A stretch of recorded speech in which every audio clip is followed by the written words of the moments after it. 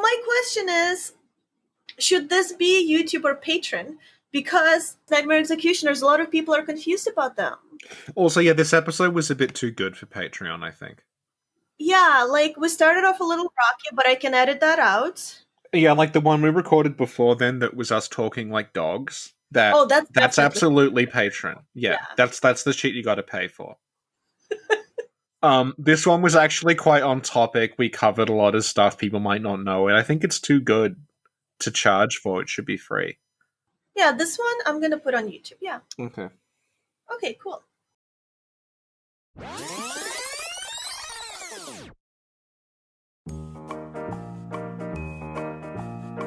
Hi, Richie. Hi, Sin. Hi, everyone. And welcome to What, Where, Why? Enemies of Bloodborne, episode 39, Nightmare Executioners. Well, the big 3-9. And this episode was recommended by Agent Funk. Thank you, Agent Funk.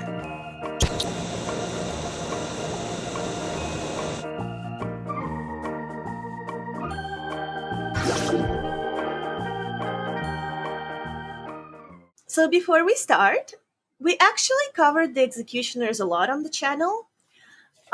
We have like a 3-hour podcast on YouTube, and then we have a 3+ hour podcast, which is the same podcast but less edited on Patreon. Yeah. And then we have a podcast about stuff we discovered afterwards, which makes Executioners make sense, and some podcasts in between that.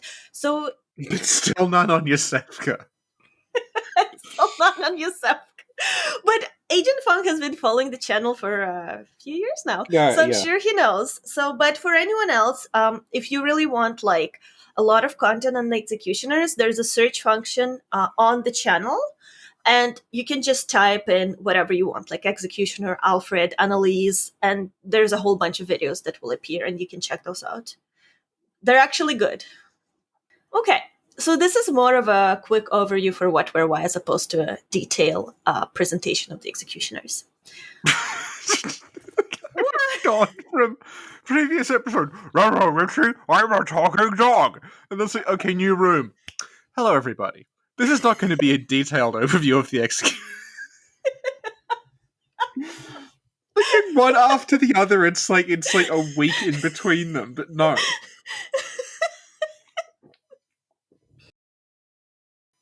So now, Richie.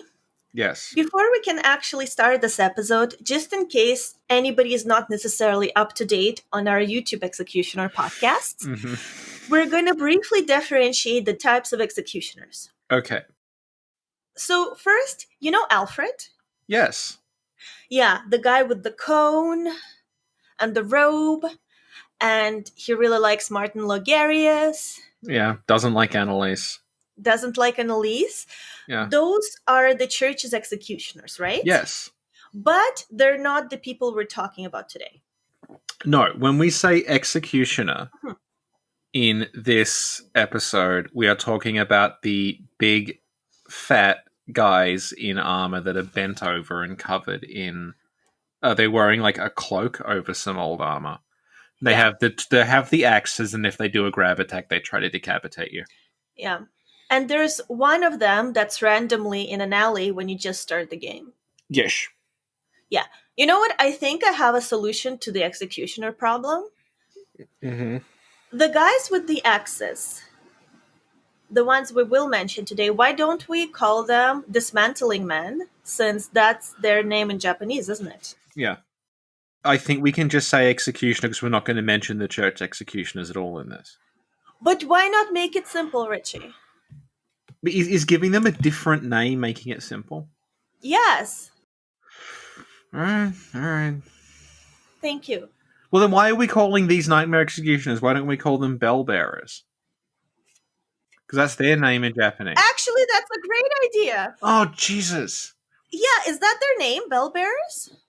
Well, that's how I would translate it. It's like the one that bears a bell, like the one that is given a bell to hold.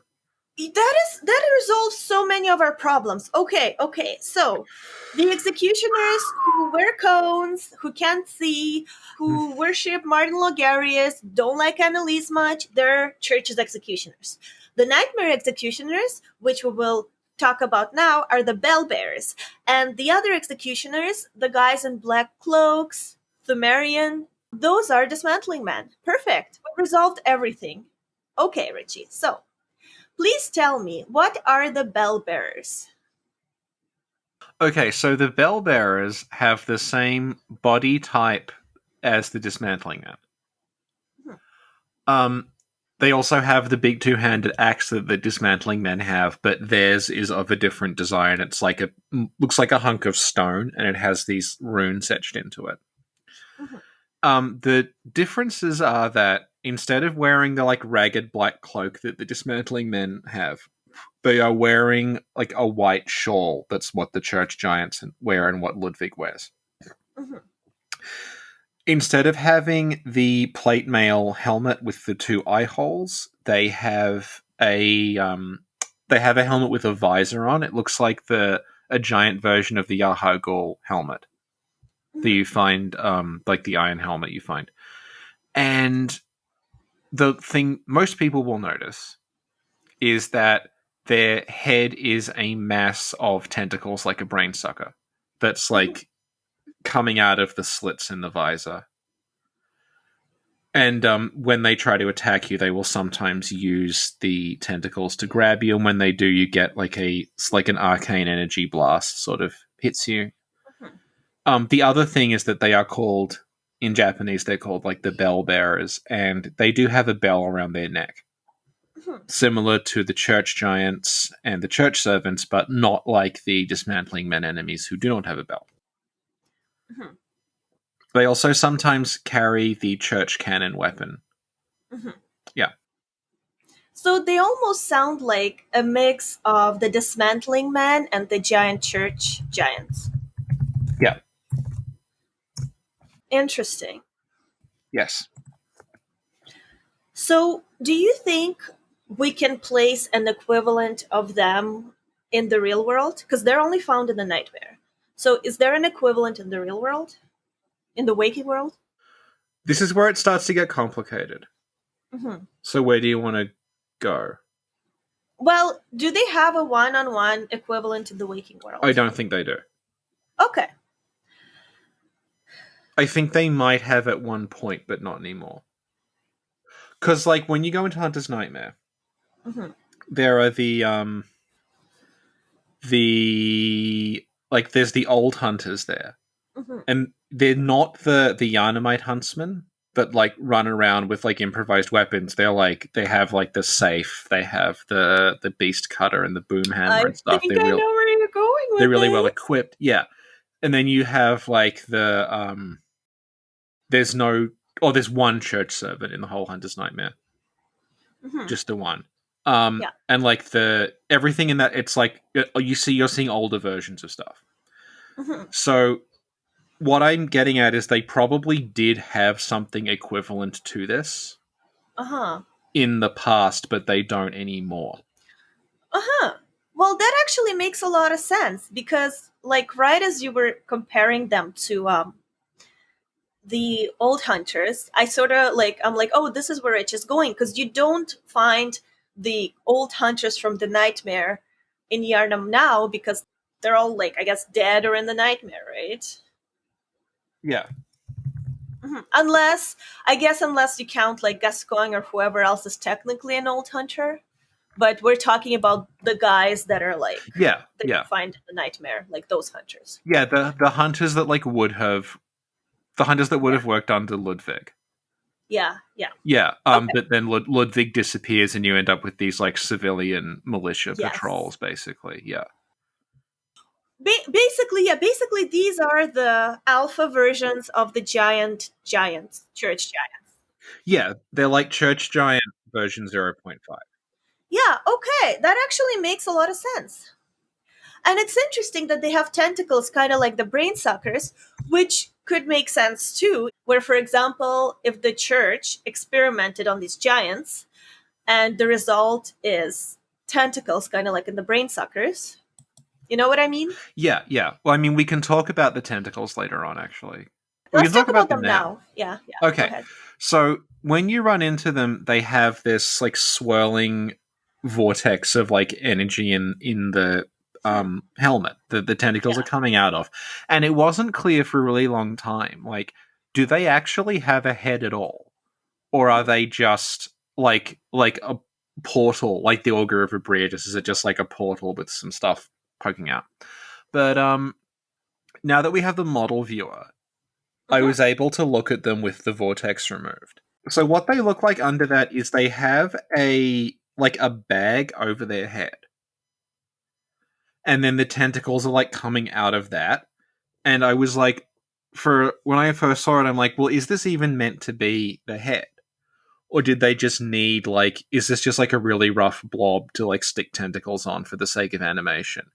But if you go into the research hall and you look at the corpses, some of the corpses have the same bag head. So I think the idea is yeah, it's probably meant to be like someone they experimented on. So do you think these are meant to be Thumerians or just sort of like, you know how there are these I forget what they're called, like the ones that go like so cold, dear sister, the big guys? Yeah, they're called Huntsman's Minion. Yeah. So are these meant to be like Huntsman's minions or Thumerian giants? I don't actually know. I'm going to say probably more like Huntsman's Minions on the grounds that we don't see anything else like them really. Mm-hmm. Okay. Yeah, I mean this will get into the church canon. But we'll talk about that. That's more like a Y. No, that's more like a Y though. Okay. So that makes sense. So you know how they're like snake parasites that burst out of someone's head? Yeah. We have the brain suckers that also have something burst out of their head. So the tentacles is like another version of the weird stuff that's happening. So it's sort of in line with what's happening. Yeah, I mean we can get a little more complex into this if you want. Sure, what's up? Okay, so in the research hall there's the patients on the ground that move around like a slug. Yes. And they've got the tentacles coming out of their body. Oh, I don't remember, but I believe you. How do you not remember? You got killed by them on stream. I just remember them crawling toward me slowly. I mean, that's it. That's all I remember. So they have they have tentacles coming out of them, and you might think, oh, okay, it's like a brain suck because it's got tentacles. But if you look at where they're coming out, they're coming out of their throat. It's not coming out of their head. And they're not kin, and they don't have any arcane abilities. They're just hungry for blood. And if you remember, the silver beast, they have the parasites living in the throat. So it looks like this is another possible outcome of that, is that you end up with rather than the tentacles in the brain, you end up with tentacles in the throat that just want blood as opposed to inside, because it's seems to be where blood is associated with, is the throat and the mouth. So I forget, what happens when the bell bears attack you? Okay, so what they do is they grab their heads and they kind of stagger around. It's kind of like when the snake parasites burst out. They stagger around in pain for a second. And then the tentacles come out really, really, really far. And they try to grab you. And if they grab you, they will lift you into the air and kind of breathe on you. Okay. It's almost like this vortex is firing out at you. Okay. And then that just does a ton of damage and they put you down. Okay. So it's not like a brain sucker where it's sucking stuff out of you. It's just So it's kind of like a combination of the patients that you just talked about, as well as the celestial who summoned meteorites. But this guy summons something from within him or whatever. Yeah. Okay, so that makes sense. So basically this could be something the church experimented on in the time of the research hall. Yeah, but we're getting, I think that's more like a Y. Oh, okay. We want to go to where? Okay. Okay. So let's where is also important. Okay, so Richie, where are they? Okay, so there's 3 in the game. One of them is guarding Lawrence. And that will fight the Yarnamites that try to run into the cathedral. Mm-hmm. And that's kind of important because it tells you whose side they're on. Mm-hmm. Because it tells you, okay, they are guarding the church. They're like the church giants. It's even on the stairs like the church giant is normally. The other two are on the way to Ludwig. And there is one with an axe and one with a giant church cannon. Right. Yes.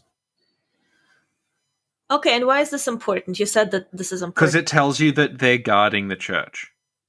Right. That's literally what they're doing. They're preventing you from getting to the church in the same way that the giants do. So it's cueing you to think, okay, this is like church giant 0.5. Mm-hmm. Okay. Before they patched them. Yeah. Okay, great. And I guess we can move on to why are they? Okay. Yeah. So, this goes back to the church canon. Because when you pick up the church canon, it's on the way to the research hall, so it dates from that period. And it specifically says that the canon was made for use by what they call hulking men with deteriorated brains. Mm-hmm. And the enemy that you see using the church cannon is the bell bearer. Yeah. And they are indeed a hulking man. And their brain does appear to be deteriorated because it's just a pile of, like, tentacles and some weird, like, space dust. Yes. Yeah. So it looks like the church experimented and made these things. Mm-hmm. Probably in the research hall. Because you don't see the huntsman's minions. You don't see those big guys in the Hunter's Nightmare. You don't see church giants either. Actually, the only evidence of a dug-up Thumerian you see in the whole of the DLC is the one church servant. Yeah. So do you think that could mean that it was just, like, at this point they were just starting to dig them up? Yeah, or they just hadn't gone into the chalices yet, possibly, or something like that. Okay. Something like that. I mean, they would know from Bergenworth because they would have been in those chalices, but, like, maybe that's the one they stole from Bergenworth. Possibly. Yeah, so it looks like they are some sort of healing church, like, experiment. And again, like, it's the same corpse head you see in the research hall. They're wearing church garb. They're specifically guarding the church from people who are attacking it. Mm-hmm. So you get a sense of, like, they're probably, like, I guess they just got replaced by Thumerian. I guess, like, you could look at it in terms of most of the stuff in the DLC is, like, stuff from Yharnam. And then as the church get more and more secretive and more, like, closed off, they start using more and more Thumerian stuff. Mm-hmm. So it could be, like, they actually did, like, make guardians for themselves out of Yharnamites, and then they realized that, like, as they got more and more cut off, as the research hall was, like, no longer functional, they just started getting giants out, just digging them up. Mm-hmm. And the way that they're called a bell bearer, it makes me think, like, the bells were probably a means of communication. Mm-hmm. But, like, if their brains don't work properly, it's like, we'll use because the church servants have the bells and the church giants have the bells, and it's like the bells seem like a method of kind of controlling or communicating with them because they don't seem to have speech. Mm-hmm. So I guess that's how you'd order them around. Mm-hmm. Yeah. Thank you. So I just had a vision. Mm-hmm.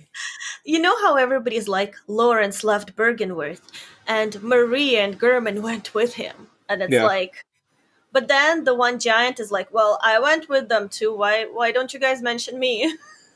The fifth beetle. Yeah. And when you meet him, he's just, like, contemplating, staring into the distance. Yeah, like, the Zeppo. Yeah. The what? Zeppo. What's that? The Marx brother who wasn't funny. What's that? Yeah, there's Groucho, Harpo, and Chico. They were the main three that actually did the comedy, and there was Zeppo, who was, like, the straight man. And no one remembers Zeppo as being funny. Oh, yeah, so that's the giant. Yeah. Yeah. I just had another vision. Mm-hmm. What, where, why? lore on individual characters.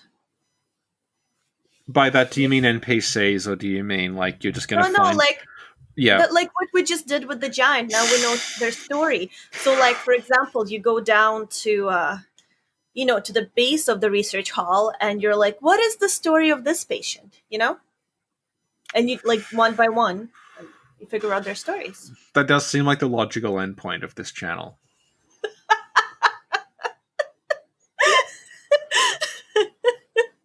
The worst part is I can actually think of, like, off the top of my head, a couple of dozen. Yeah. Okay. Now, my question is, should this be YouTube or Patreon? Because Nightmare Executioners, a lot of people are confused about them. Also, yeah, this episode was a bit too good for Patreon, I think. Yeah, like, we started off a little rocky, but I can edit that out. Yeah, like the one we recorded before then that was us talking like dogs. That's absolutely Patreon. Yeah, that's the shit you got to pay for. This one was actually quite on topic. We covered a lot of stuff people might not know, and I think it's too good to charge for. It should be free. Yeah, this one I'm gonna put on YouTube. Yeah. Okay. Okay, cool. I guess that's it, Richie. Could you please do the outro? That was What Where Why Enemies of Bloodborne episode 39, Nightmare Executioners. Thank you, Richie. I actually did learn a lot, and it clarified a lot in my mind. I'm really happy we recorded this. Yay! Yay! And see you next time for episode 40. Do you know what the big 4-0 is going to be, Richie? Well, life begins at 40, so... who can say? It's gonna be something like... Okay, take a guess. Let's see your Loracle power. We've already done Carrion Crow. So it can't be that. No, why? No, it's not stupid. It's good. These are all stupid. There's...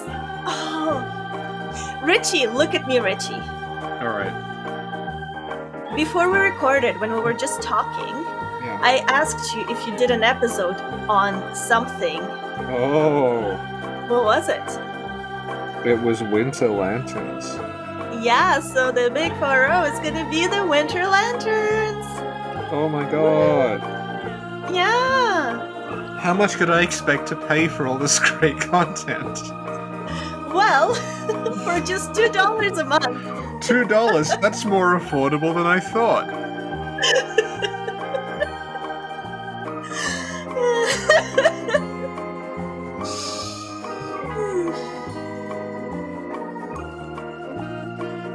Thanks for listening, everyone.